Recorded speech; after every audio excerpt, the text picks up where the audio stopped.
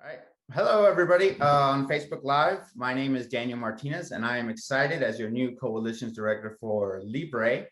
My colleague Annie, who is engagement director out of Florida, is also here, and we are excited again. Let's keep using that word to welcome Florida's educational champion and sponsor of Senate Bill 48 educational scholarship programs. Welcome, Senator Diaz. I hope you're ready to talk about education. I don't know if that's your thing or not. Well, it's great to be here with you guys again, and appreciate you having me, Danny and Annie, and looking forward to the conversation. All right, well, let's just jump into it if that's okay with you. Yep, works for me. First question. So what's the goal of the bill, and how do we need it? Why do we need it? And in the end, how does it help Florida overall, all students overall, basically? Well, you know well from personal experience that Florida has been leading the charge with school choice for over the last 20 years, and we've continued into this decade with the creation of the Family Empowerment Scholarship two sessions ago, to go along with some of the options that we've had, including the Hope Scholarship. The Florida Tax Credit Scholarship has been along for a long time, as well as McKay and Gardner scholarships. And this bill, SB 48, looks to streamline the process to really try to limit parents' confusion with all of the programs that we now have available in Florida. Also streamlining the process of their application and having them be able to get into the programs and understand what their rights and responsibilities are under the program, as well as creates an educational spending account. And really that's come to the forefront. That I think that's the ultimate in educational freedom, because it really gives parents the ability to customize the child's education as an individual, not a collective. But also during the pandemic, we've obviously seen a lot of innovation. There's been a lot of frustration, which has resulted in a lot of innovation.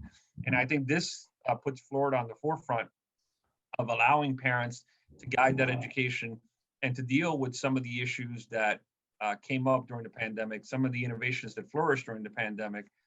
We learned a lot. We're still learning a lot, and so ultimately, it is to provide streamlining and academic, and individual freedom for parents and students. Thank you, Senator. I think that puts it a lot better than some of us have tried, but no one has your eloquence on this issue. To follow up on that, Florida has 5 significant scholarship programs, and by all accounts, people seem to be happy with them. They seem to work for the direct audience, but you brought up a good point of sometimes parents don't know the options. How will consolidating these successful programs, how will that help parents when it comes to choosing and the best option for their students? Well, right now, the way the scholarships have set up, they've developed throughout time. And when you create new scholarships like the Family Empowerment Scholarship, there could be some discrepancies between either eligibility or just the way it flows. This makes it a one-stop shop for parents to be able to go in. They still have the options basically to the same scholarships, but they can click on their path to eligibility to the scholarship of their choosing within the streamlined and consolidated system. So it eliminates the parent trying to figure out, am I eligible for this one? Does this one do this? How do I get this? What's the difference between criteria and eligibility for this one and this one? Am I eligible for multiple of these scholarships?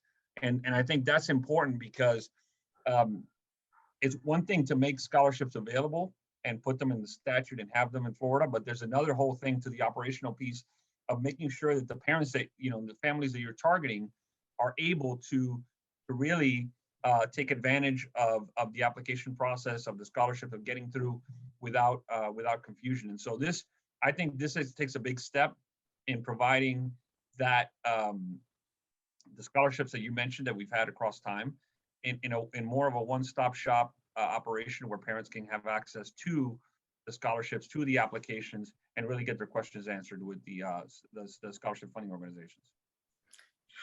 Senator, I know we've known each other for a long time, but I'm going to have to do something. I'm going to have to throw a curveball at you.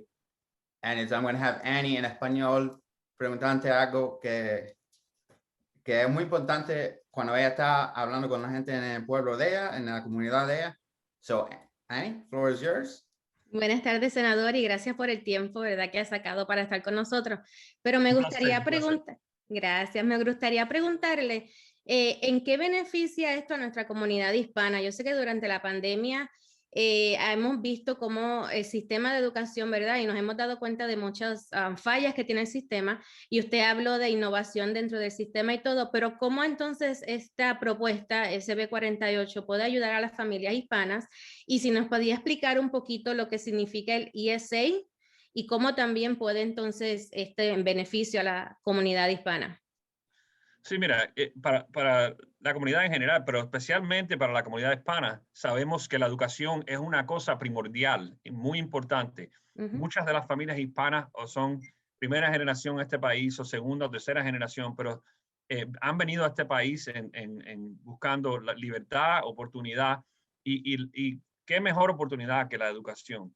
Muchas de estas familias quieren tener la opción de dirigir la educación de su hijo o hija. Siempre en el estado, los últimos 20 años en el estado de la Florida, hemos tenido la opción para estas familias poder escoger una escuela que sirva mejor para su estudiante, sea privada, sea virtual, sea lo que sea.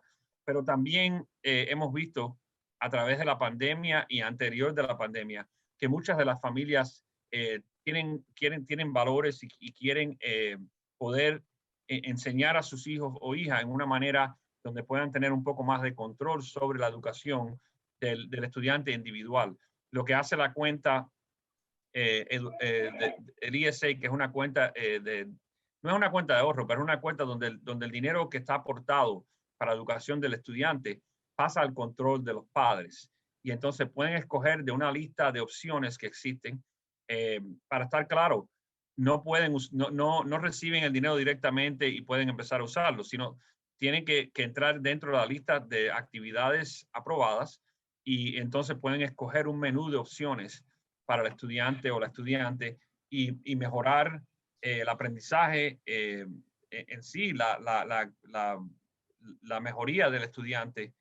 Algunas veces hay estudiantes que se han quedado atrás y necesitan un poco más de ayuda. Esto le da la oportunidad de hacer eso. Hay estudiantes que están más avanzados y en la escuela tradicional no le da esas oportunidades en vista de los padres. O sea, en la opinión de los padres, que yo creo que lo más importante aquí es que la opinión de los padres en la educación de los hijos o las hijas es el tema más importante que existe, la libertad de poder educar a los hijos.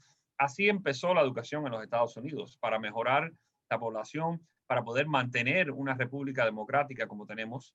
Y es importante que los padres puedan tener esta opción. Ahora, dentro de eso, no quiere decir que los padres no pueden usar esto simplemente como una beca para enviar a los estudiantes a otra escuela, o en muchos casos, en algunas de estas becas, poder que el estudiante vaya a otra escuela tradicional dentro del condado donde viven. Así que yo creo que esto abre el portfolio de oportunidades para los estudiantes y le da más control a los padres en manejar esa educación, en poderle dar ayuda adicional con tutoría o avanzar a su estudiante, dependiendo de la situación de su padre. Y lo mejor de esto es que no importa el nivel de economía de esa familia, estas familias, las familias que tienen ya los recursos pueden hacer esto hoy en día, pero otras familias que no tienen esos mismos recursos ahora pudieran tener esta opción para mejorar la educación de sus hijos. Me gusta lo que mencionó, senador, porque el bill, ¿verdad?, está centrado en la educación, está centrado en los estudiantes y no en el sistema o no en el edificio, la estructura. Los padres tenemos esa opción. Yo soy madre de dos niñas y me gusta tener la opción de poder buscar diferentes alternativas para que ellas puedan alcanzar ese potencial y poder alcanzar el propósito, ¿verdad? Y poder expandir sus metas y poder expandir sus habilidades.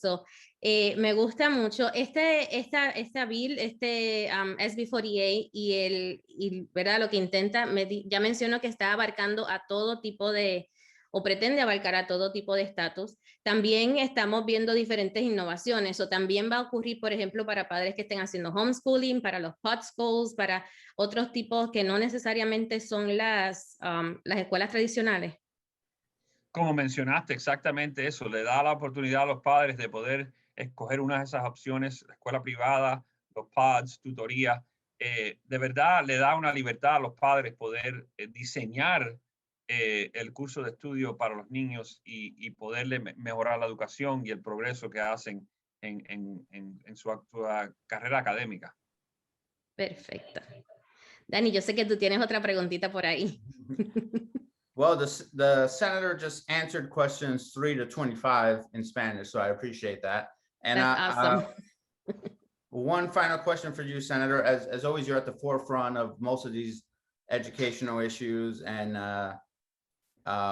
we just want to know. I think a lot of people want to know. Hopefully, this bill gets to where it needs to be, and it gets to the governor's desk. But after this pandemic, after we've seen innovation, after we've seen, the possibilities that Florida being at the forefront of just options for all students, for parents, what is there next to do, besides just creating the Manny Diaz state of education? What is next on your to-do list, if you have such a thing, which I believe you do? Yeah, look, the goal, my goal has always been from the very beginning, again, to the House, and you were with me the whole time, has been always to expand options for parents and make sure that parents have every opportunity possible to provide an independent education for their child. Regardless of what their goals are, they should be able to reach them. And I think in Florida, we've taken the lead with that over the last 20 years.